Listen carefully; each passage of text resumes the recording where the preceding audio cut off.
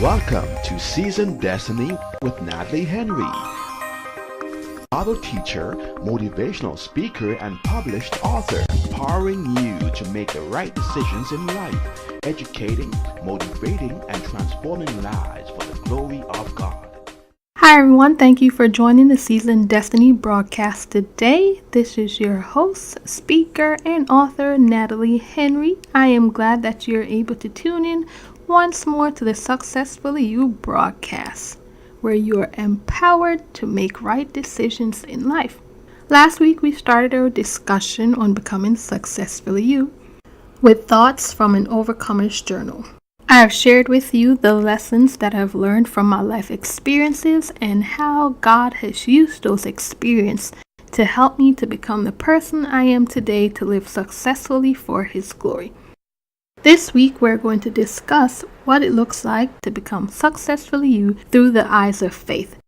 If you missed last week's episode, you can visit my website, seasondestiny.com, to listen today. Before we get into our lesson today, I have a little treat for you, a musical selection from Marvia Sims, just a little encouragement to let you know that you can still make it no matter what. Enjoy this piece, and I'll be right back with our lesson through the eyes of faith. Wonderful Jesus, you promised never to leave us alone. Hallelujah.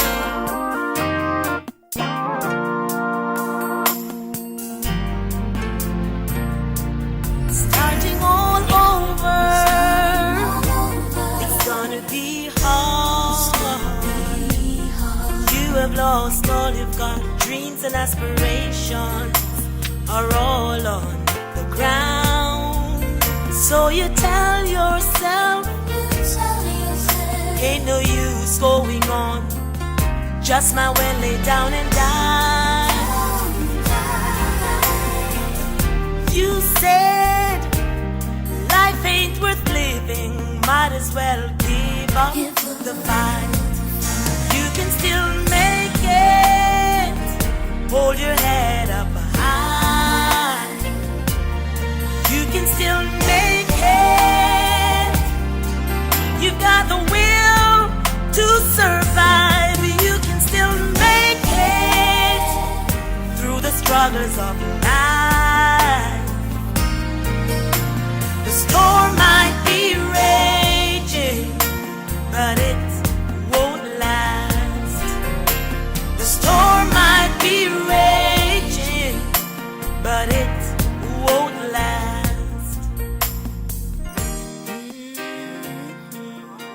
If you are just joining us, you are listening to Successfully You on Season Destiny broadcast. You have just heard a selection from Marvia Sims. You can still make it.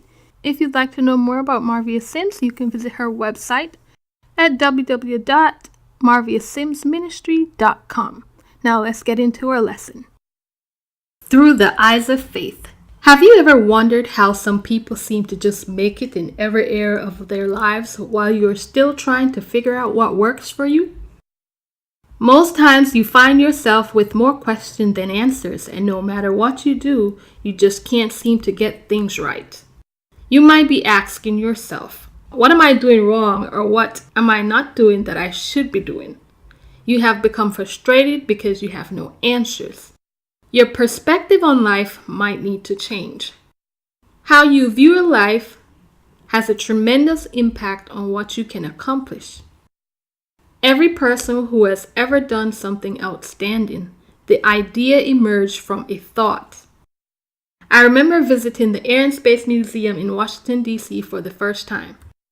As I viewed the many different displays and read about the men and women who helped to shape the world, I realized something they all had in common. They were all just ordinary people who did extraordinary things.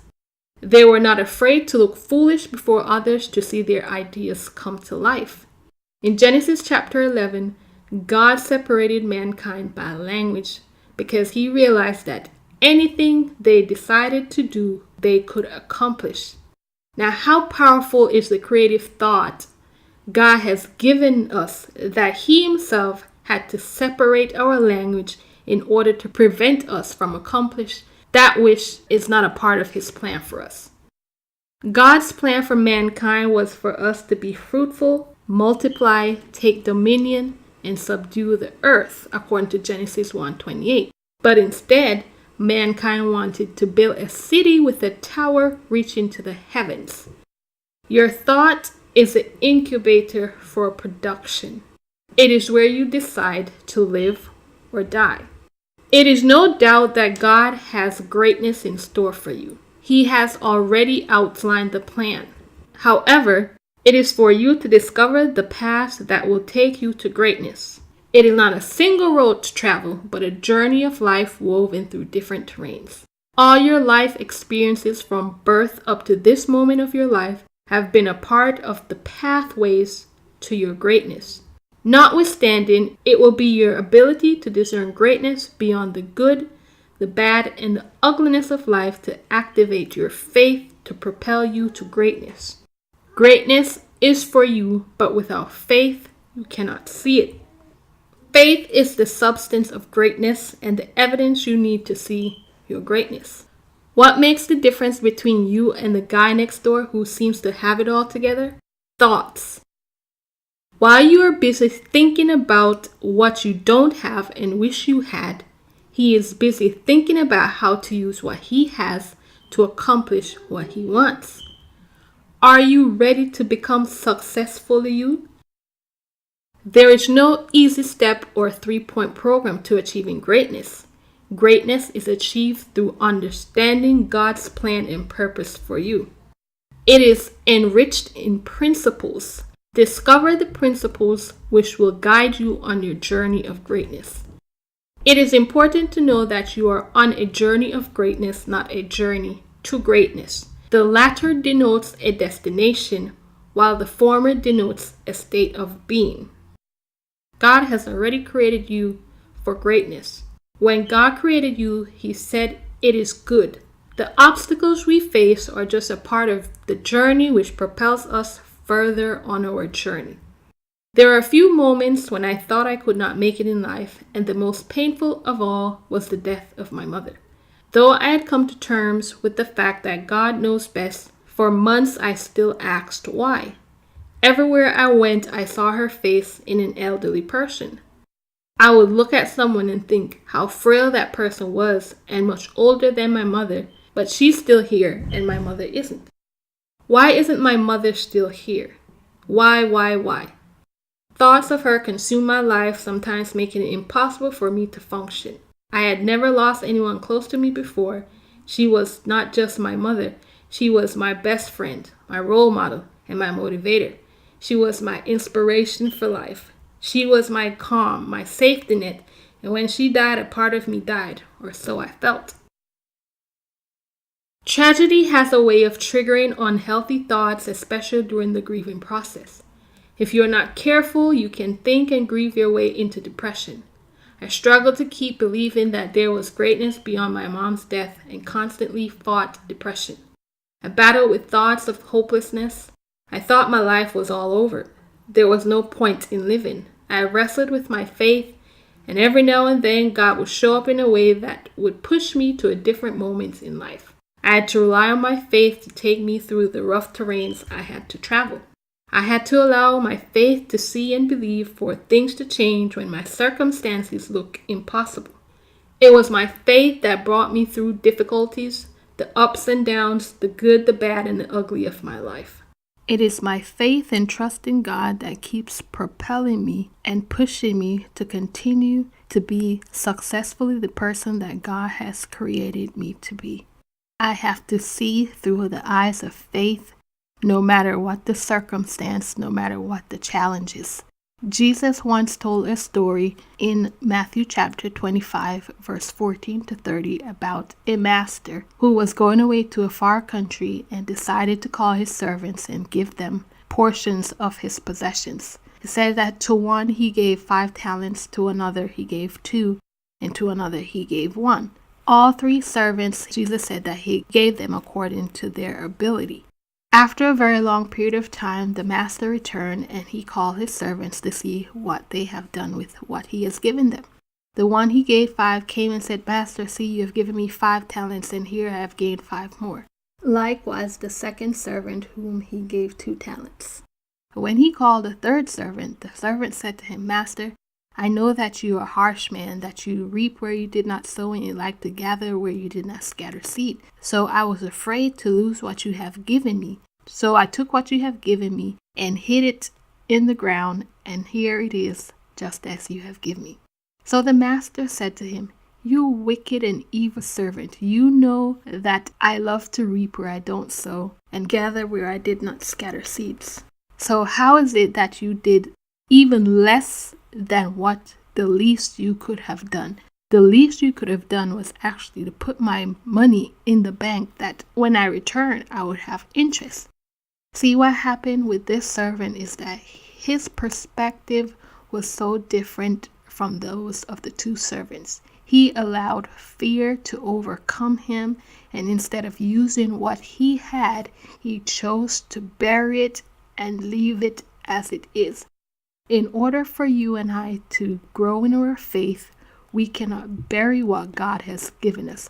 We have to be able to exercise our faith in the little things that God has given us. And then, like the one who received the 5 talents, the master said, take what he has given from the one servant and give it to him who has 5. For you have been faithful over little, so he became ruler over many things. We have to push beyond what our circumstance, our situations, our environment, our feelings, our emotions tells us in order to accomplish all that God has destined for us. So remember today, in order for you to become successfully you might need to change your perspective on life. What are you validating? Are you validating the things that you have, or are you validating the things that you don't have? Don't allow what you don't have to be a hindrance to becoming successfully you. Quote of the day: Your thought is the incubator for production, but it is your faith which determines whether you produce life or death. Scripture of the day, Hebrews chapter 11, verses 1 and 6. Now faith is the substance of things hoped for, the evidence of things not seen. But without faith, it is impossible to please him, for he who comes to God must believe that he is, and that he's a rewarder of those who diligently seek him. Today's challenge: allow yourself to see through the eyes of faith and believe to start living successfully you. Thank you for tuning in today. I pray you were blessed, inspired, and motivated to see God's plan and purpose for your life. I would love to hear from you. Let me know how the broadcast has challenged you to become successfully you. I would love to share your thoughts and comments on our next broadcast. You can send your comments and prayer requests to Natalie Henry. That's NatalieHenry, Natalie Henry at SeasonedDestiny.com. Until next week, be blessed. Natalie Henry is empowering you to make the right decisions in life, educating, motivating, and transforming lives for the glory of God. Her books, Seasons of Life and Embracing Destiny, are available on Amazon.com. Get more information by visiting SeasonedDestiny.com.